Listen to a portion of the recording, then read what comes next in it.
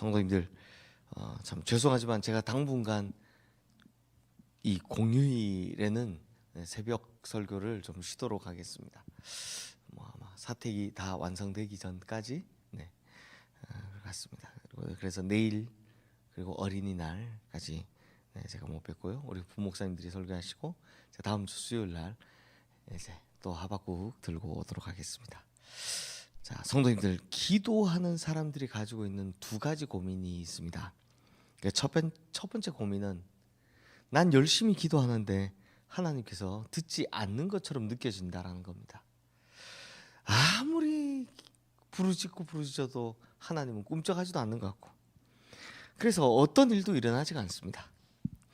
이럴 때는 사실 고민이 많이 됩니다. 아니, 언제까지 기도해야 되는지도 모르겠고, 혹시 기도의 방법이 잘못된 건 아닌지 고민도 되고, 행여 내가 기도하면서 죄를 지은 건 아닌지, 하나님한테 밉보인 건 아닌지 등등등 여러 가지 갈등과 고민이 우리의 마음을 어지럽히죠. 또 두 번째 고민이 이렇습니다. 하나님께서 기도에 응답을 해주신 겁니다. 그런데 그 응답이 마음에 들지가 않는다는 겁니다. 차라리 아무 말씀하지 않으실 때는 희망을 가지고 이렇게 될 거다라는 마음을 가지고 기도하면 되지만, 응답을 주셨는데 마음에 들지 않을 땐 진짜 난감한 겁니다.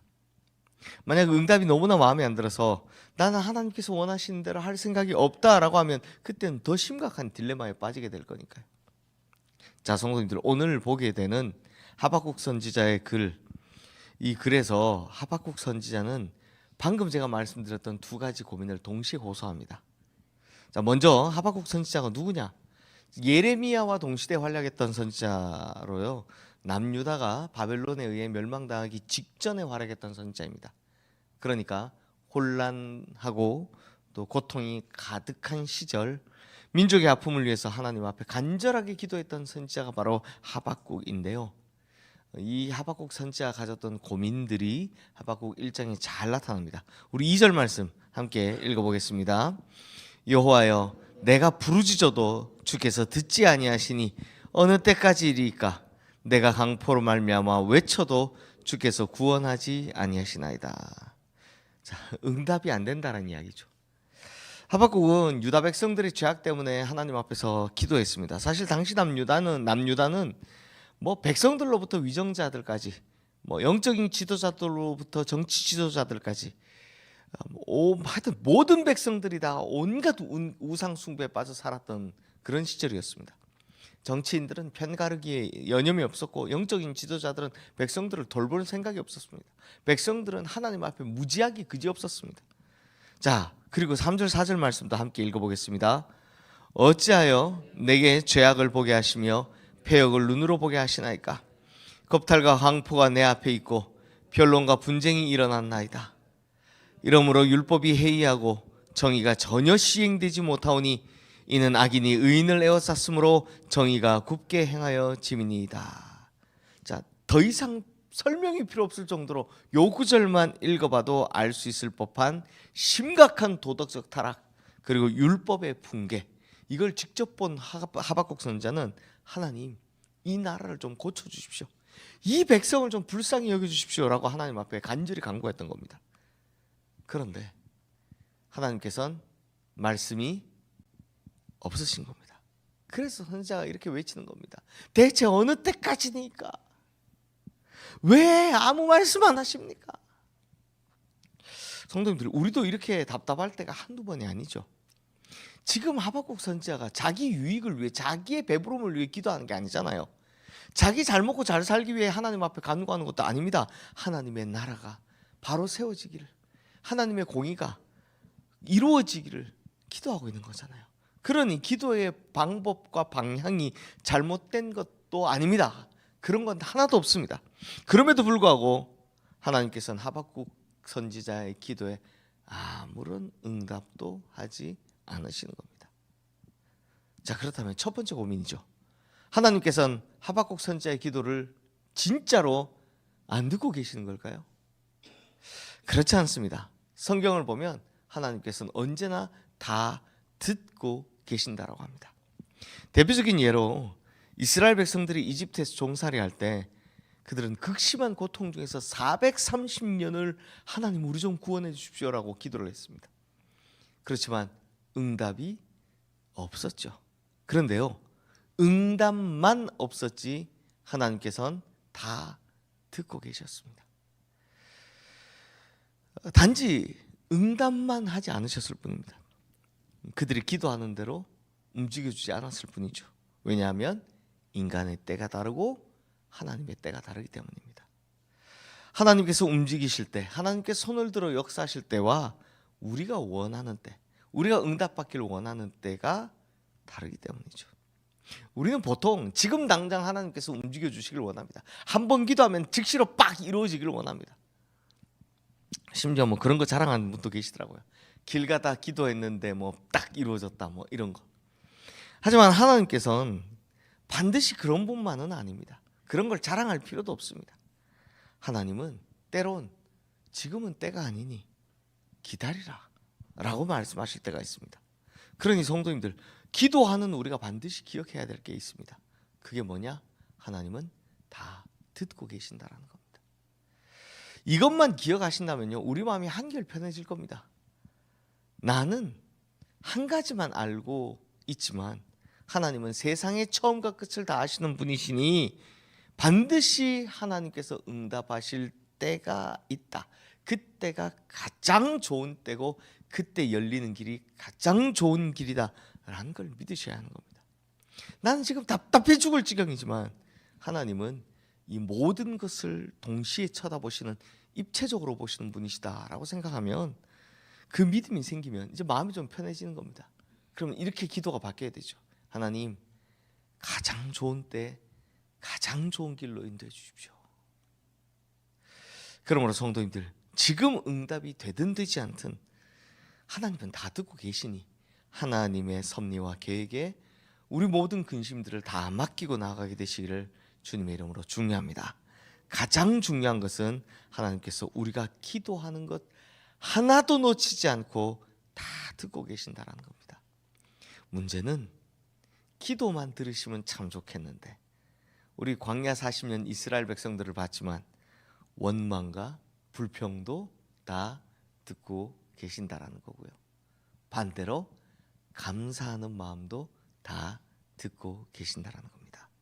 그러니 우리 성도님들, 하나님의 귀는 지금도 여전히 나를 향해 열려 있다. 내 마음의 소리까지 다 듣고 계신다라는 사실을 꼭 기억하시기를 바랍니다. 자, 두 번째로 하박국 선지자가 고민하는 건 이겁니다. 우리 5절 6절 말씀 함께 읽겠습니다. 여호와께서 이르시되 너희는 여러 나라를 보고 또 보고 놀라고 또 놀랄지어다. 내가 한 가지 일을 행할 것이라. 누가 너희에게 말할지라도 너희가 믿지 아니하리라. 보라, 내가 사납고 성급한 백성 곧 땅이 넓은 곳으로 다니며 자기의 소유가 아닌 거처들을 점령하는 갈대아 사람을 일으켰나니. 자, 하나님께서 드디어 하박국 선지자의 기도에 응답하셨습니다. 하박국 선지자 이렇게 기도했죠. 뭐라고 기도했습니까? 하나님, 이 백성들이 너무 포악합니다. 하나님, 이 나라에는 정의도 공의도 없습니다. 하나님의 법이 없습니다. 그러니 제발 우리를 좀 고쳐주십시오 라고 기도했습니다. 그러자 하나님께서 드디어 응답하신데 다음과 같이 응답하셨습니다. 뭐라고 합니까? 내가 갈대아 사람을 일으켰다. 그들이 이 나라를 집어삼킬 거다.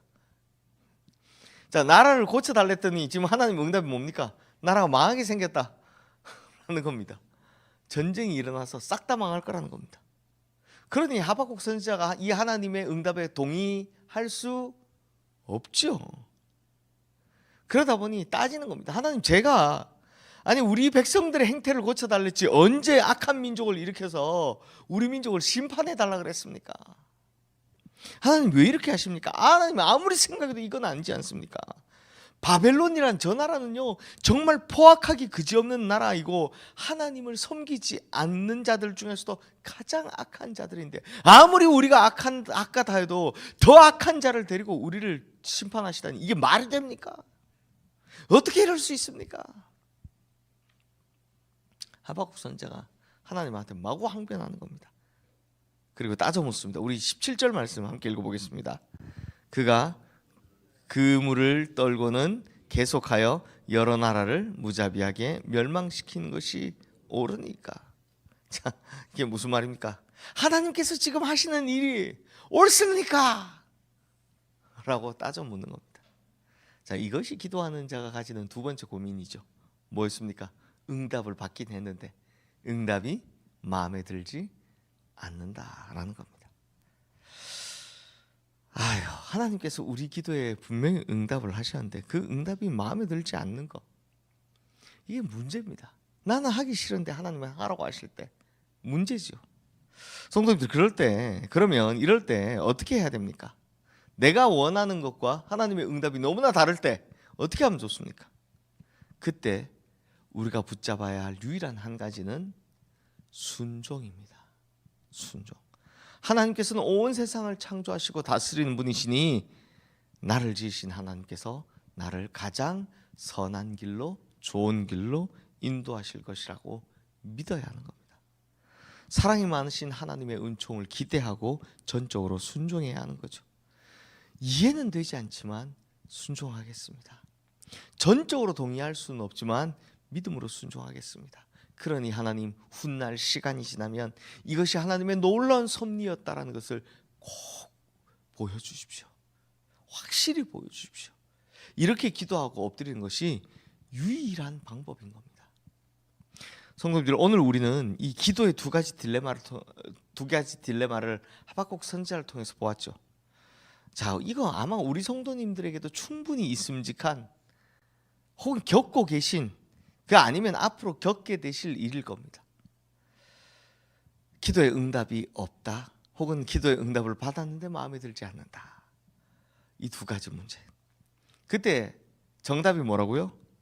응답이 없을 때는 하나님께서 다 듣고 계심을 믿고 불평불만하지 않고 하나님의 때를 기다리시라. 또 응답이 마음에 들지 않을 때는 나보다 훨씬 더 큰 미래를 다 보고 계신 하나님께, 그 하나님을 믿으며 철저하게 순종하겠다. 이 두 가지 꼭 기억하셔서 하나님의 뜻을 이루어가시는 우리 성도님들 다 되시기를 주님의 이름으로 축원합니다. 이 시간 오늘 말씀 기억하며 우리 함께 기도하도록 하겠습니다.